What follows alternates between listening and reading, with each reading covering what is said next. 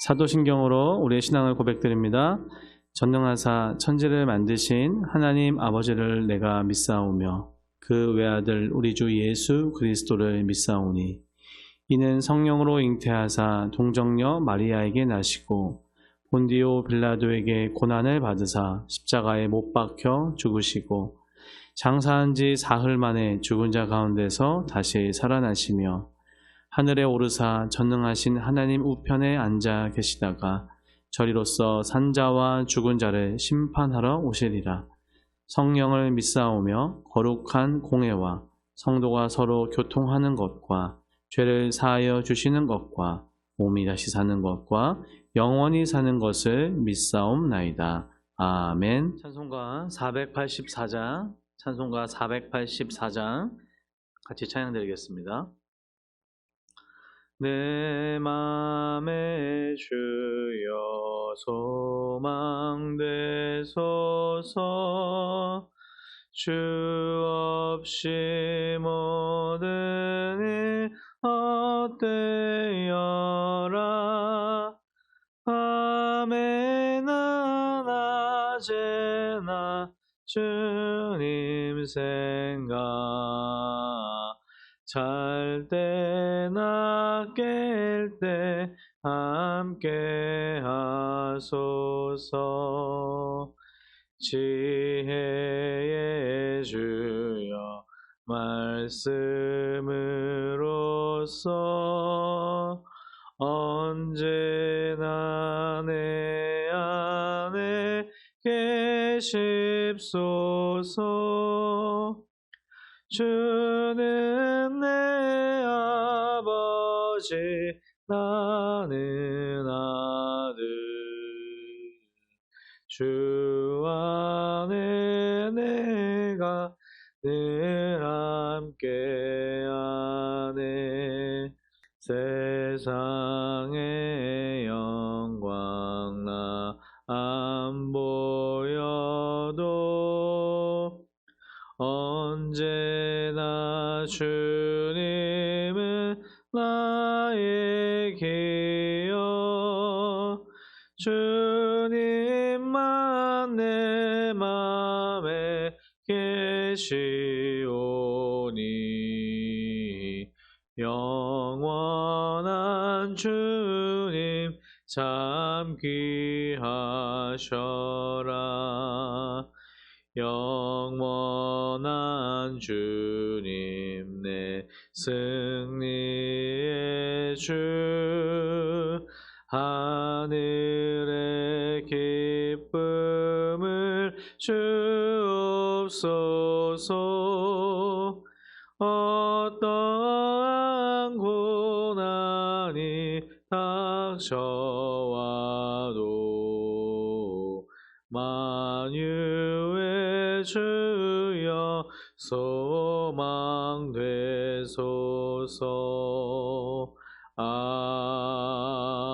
아멘. 시간 함께 나눌 하나님의 말씀은 누가복음 8장 26절에서 39절 말씀입니다. 누가복음 8장 26절에서 39절 말씀 다 같이 합독하겠습니다.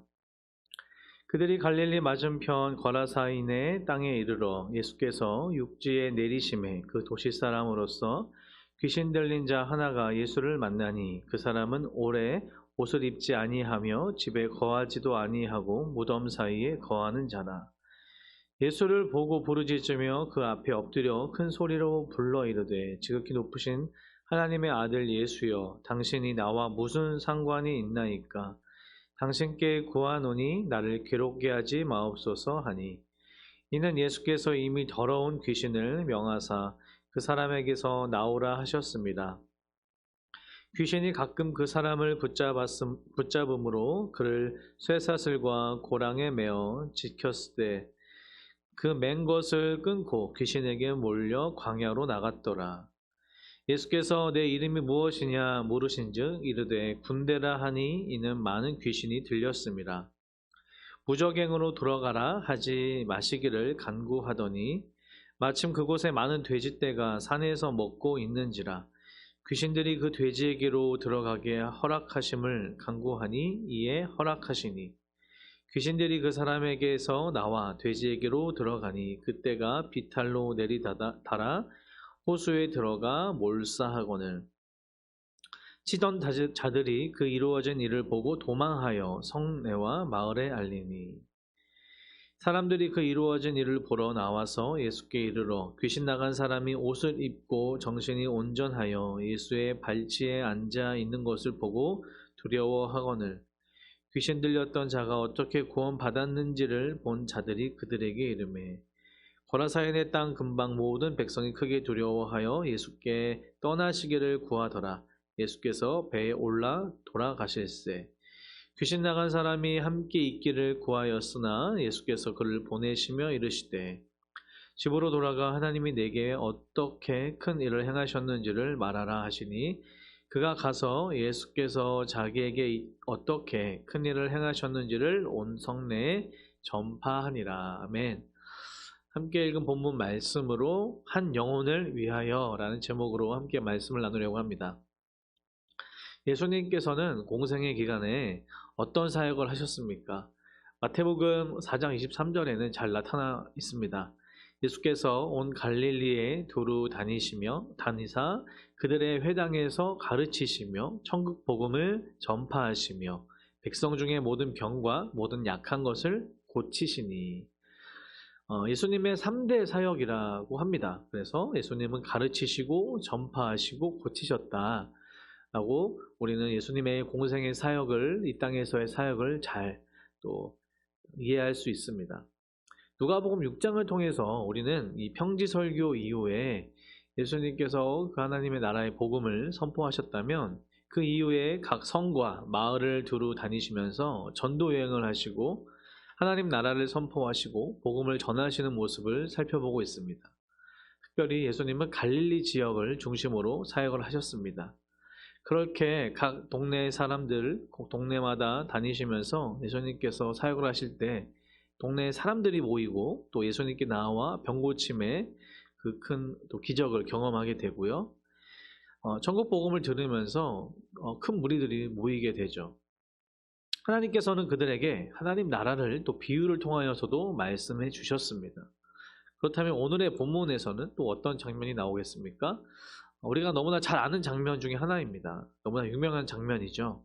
예수님께서 귀신 들린 자를 치유하신 사건이 나옵니다. 예수님은 이전에도 귀신을 쫓아내신 적이 있었습니다. 일명 축기사역, 축사사역을 행하신 적이 있었는데 오늘의 본문에서는 좀 더 다른 또 내용이 또 특별한 내용이 나오게 됩니다. 8장 26절에 보니까 그들이 갈릴리 맞은편 거라사인의 땅에 이르러 시작을 합니다. 거라사인의 땅라고 나와 있는데 마태복음에서는 가다라라고 이야기하고 있어요. 이 지역이 어디냐면 요단 동편에 위치하고 있고 갈릴리의 맞은편 지역에 또 남동쪽에 있는 지역이라고 여겨집니다. 그곳에 데가볼리였고 데가볼리의 또 중심지가 바로 이 거라사인의 땅이라고 또 이해할 수 있습니다. 한마디로 말하면 이방인 지역이라 할 수 있습니다. 예수님께서는 유대인들을 위해서 유대인들만의 복음을 선포하신 것이 아니라 이방인에게도 찾아다니시면서 그들에게도 복음을 선포하신 것을 볼 수 있습니다. 그런데 예수님이 찾아가신 그곳에 어떤 한 사람을 만나게 되죠. 그게 바로 귀신 들린 자였습니다. 사실 오늘 본문에서는 이름도 나와 있지 않아요. 어떤 사람인지에 대해서도 자세히 나와 있지 않지만 그가 귀신 들리고 또한 그 이후에 병고침을 받은 귀신의 내쫓음을 받은 귀신 이후에 또 회복을 받은 그 사람에 대한 이야기입니다. 귀신이 누구일까요? 귀신이라는 것은 첫째는 타락한 천사들을 사탄이라고 하거든요. 그렇다면 그 하나님에 대해서 이 사탄은 반역을 합니다. 그 반역에 동참한 사람, 동참한 또 존재들이요, 귀신이라는 겁니다. 결국엔 사단의 통제 아래서 또 악한 영으로 활동하는 그런 존재를 귀신이라고 하죠. 사단을 도와서 사람들을 유혹하고 미혹하고 또 파괴적인 힘을 가지고 또 하나님을 떠나도록 또 하나님과의 그 가까이 가지 못하도록 하는 또 큰 역할을 하고 있습니다. 어떤 이유였는지는 잘 나와 있지 않지만 그 자에게 그 귀신이 들어가게 되었고, 그 귀신 들린 자가 어떻게 해요? 그 모든 것을 통제 불능의 상태가 된 거죠. 사단이 통제하고 귀신이 통제하는 상태. 참 그 모습이 우리에게 나와 있는 것처럼 27절에 나와 있잖아요. 그 사람은 오래 옷을 입지 않고 또 집에 거하지도 않고 또 무덤 사이에 거하고, 그 이후에 나와 있는 것처럼 계속해서 또 사람을 쇠사슬과 고랑에 메어서 지켰는데 그것도 다 끊게 되고, 29절에 나와 있는 것처럼 또 광야에서 또 헤매기도 하고. 그러니까 결국엔 어떤 사람이 귀신이 들림으로 인해서 자신의 통제권을 이제는 사탄이, 그 귀신이 다 하게 되는 겁니다. 그런데 그 귀신이 28절에 보니까 예수님을 만나자 이런 고백을 하는 거예요. 예수를 보고 부르짖으며 그 앞에 엎드려 큰 소리로 불러 이르되 지극히 높으신 하나님의 아들 예수여 하면서, 예수님을 만나는 사탄이, 그 귀신이 이런 고백을 하게 됩니다. 이 얘기는 자신의 믿음이나 신앙의 고백을 했다기보다 예수님의 능력과 예수님의 그 힘 아래에 하나님의 아들 예수 그리스도를 알고 인정하고 그 권위 아래 복종하는 것이라 할 수 있습니다. 그런데 사실 귀신의 이 고백이 참 정확한 또 사실이죠. 우리가 앞에서도 그리고 이후에도 또 여러 번 본문을 통해서 알 수 있는 것처럼 귀신이든 또 죄인이든 모두가 하나님을 만나면, 예수 그리스도를 만나면 정말 그 예수님의 권위 아래, 예수님의 그 은혜 아래, 능력 아래 예수님을 인정할 수밖에 없는, 또 자신의 죄를 볼 수밖에 없는 것을 우리는 알 수 있습니다. 사단이 이런 질문을 해요. 나와 당신과 무슨 상관이 있나이까? 라고 이런 이야기를 합니다. 이 표현을 보면 히브리인들이 자주 쓰는 표현이라고 합니다. 이 얘기는 나를 버려두고 네 일이나 신경 쓰라 라는 뜻이에요. 결국에는 나를 좀 내버려두라 라는 거죠. 난 너희서 더 그 남자에게, 그 자에게 더 있고 싶다 라면서 나와 무슨 상관이 있습니까? 나를 좀 내버려두세요 라는 표현이라고 할 수 있습니다. 귀신이 한 사람을 완전히 정복하고 있는 모습으로 우리는 볼 수 있죠. 귀신 들린 자는 늘상 정상적인 생활을 할 수 없었을 것이고요. 또 특별한 또 괴력을 발휘하기도 했던 것 같아요. 쇠사슬을 메어 두곤 했지만 귀신 들린 자가 번번이 그것을 끊고 광야에 도망가기도 하고요. 이처럼 사탄은 또 마귀는요, 사람의 주체적인 의지를 파괴하게 합니다. 모든 것을 또 파괴하게 되죠. 그리고 전체 그 모든 통제권을 어떻게 해요? 사람을 조종하면서 사탄이 통제하고 조종하는 것을 알 수 있습니다. 그 결론은 뭐예요? 너무나 파멸로, 너무나 악한 곳으로 가게 되는 거죠. 그런데 이 모든 것에 하나님은, 우리 예수 그리스도는 어때요? 그 권위 아래, 능력 아래 이 귀신이 있다는 것, 그 아래에 있다는 것을 오늘 본문을 통해서도 알 수 있습니다. 귀신이 예수님을 만나자마자 하나님의 아들인 것을 알았고, 그 이후에 어떤 이야기를 합니까? 계속해서 귀신과 예수님의 대화 가운데 자신의 이름을 이야기하게 돼요. 예수님께서 너 누구냐 하셨을 때 자신은 군대라는 이야기를 하죠. 이 군대라는 이야기, 그 이름에 대한 것을 보면 당시에 이 단어를요, 레기온이라는 단어를 쓰거든요.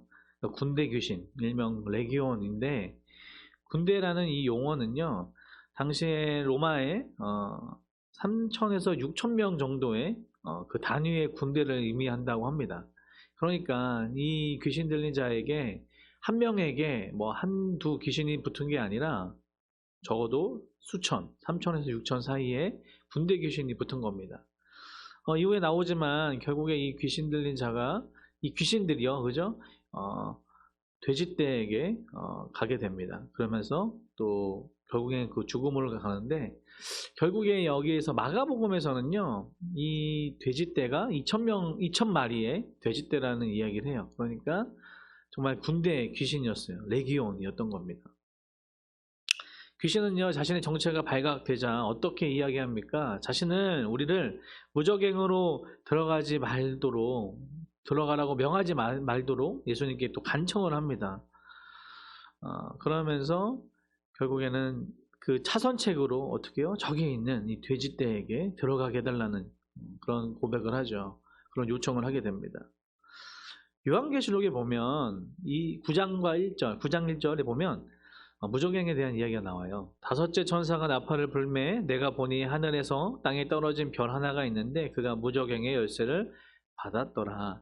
또 요한계시록 20장 3절에 보니까요. 무저갱에 던져 넣어 잠그고 그 위에 임봉하여 천년이 차도록 다시는 만국을 미혹하지 못하게 하였는데 그 후에는 반드시 잠깐 노이니라. 마태복음 25장 41절에 보니까요. 마귀와 그 사자들을 위하여 예비된 영영한 불이라고 이 무저갱을 표현하고 있습니다. 결국에는 이 사탄도 마귀도 귀신들도 자신들의 결론을 알고 있는 것이죠. 자신들은 무저갱에 예비된 영원한 그 불에 빠질 것을 알고 있습니다.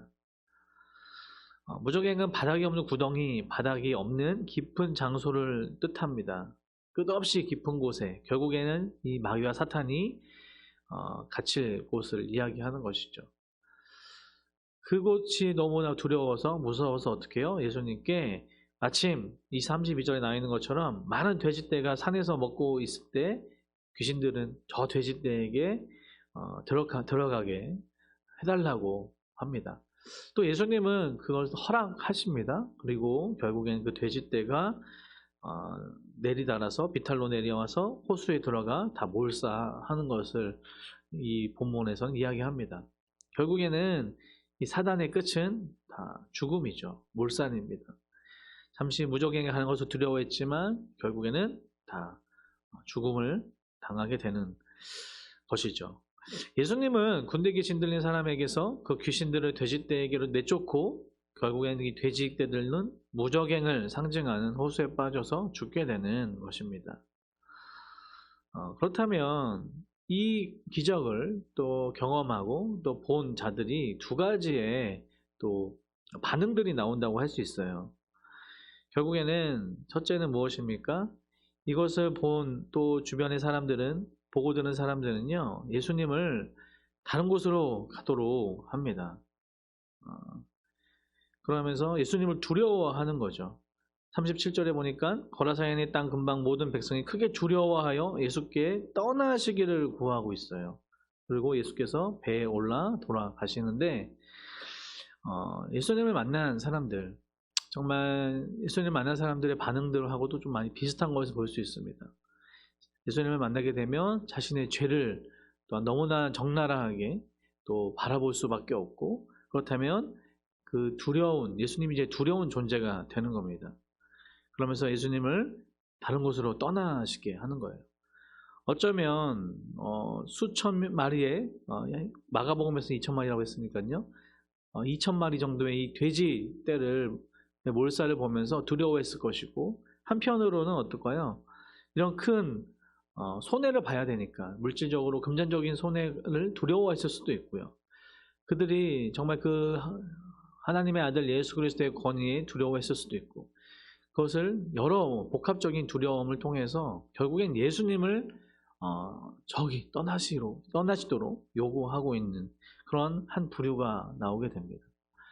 또 한 부류가 누굽니까? 한 부류라기보다 이것을 경험한 이 믿음을, 또 이 기적을 경험한 바로 귀신 들었던 자가 이제는 예수님과 함께 있기를 구하고 예수님과 함께 사역을 하기를 구하고 있습니다. 우리가 하나님의 그 복음이 선포되고 정말 예수님을 만난다면 예수님을 분명히 떠나는 자들이 생겨요.